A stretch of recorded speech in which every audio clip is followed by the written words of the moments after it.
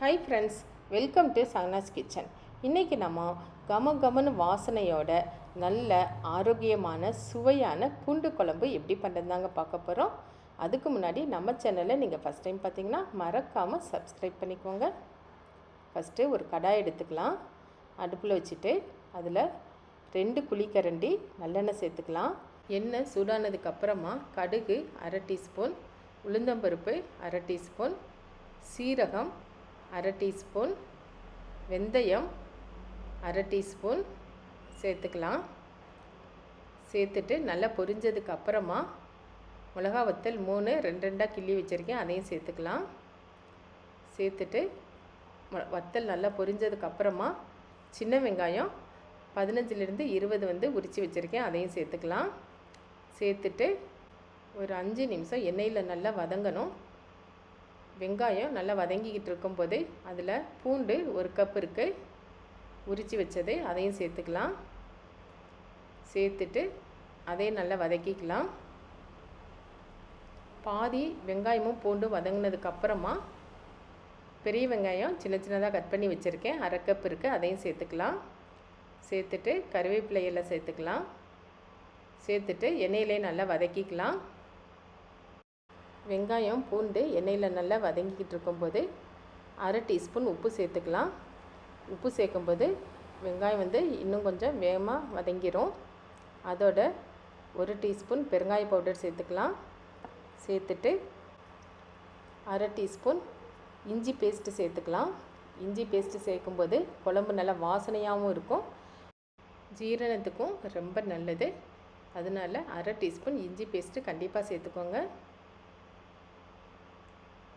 நல்லா வதக்கிக்கலாம். ஒரு 5 நிமிஷம் நல்லா வதங்கினதுக்கப்புறமா இது மாதிரி வெங்காயம் பூண்டு எல்லாம் நல்லா வதங்கினதுக்கப்புறமா 2 தக்காளி மிக்சியில் அரைச்சி வச்சுருக்கேன், 1/2 கப் இருக்குது, அதையும் சேர்த்துக்கலாம்.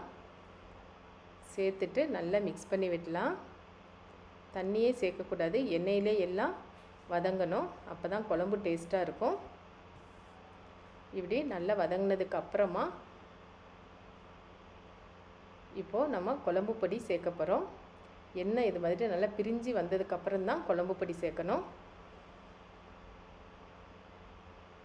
3 டேபிள் ஸ்பூன் குழம்பு பொடியும் காஷ்மீர் சில்லி 1 டீஸ்பூனும் சேர்த்துக்கலாம். சேர்த்துட்டு கரண்டி வச்சு நல்லா கலந்து விடலாம். நல்லா மிக்ஸ் ஆனதுக்கப்புறமா 1 கப் தண்ணி சேர்த்துக்கலாம். தண்ணி சேர்த்து இப்போ நல்லா குக் பண்ண போகிறோம்.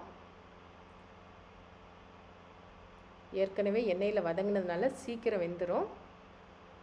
இப்போது இதோட புளி கரைசல் சேர்த்துக்கலாம். எலுமிச்சை சைஸ் புளியை ஊற வச்சுட்டு அந்த தண்ணியை இதில் சேர்த்துக்கலாம். சேர்த்துட்டு நல்லா கலந்து விட்டுக்கலாம்.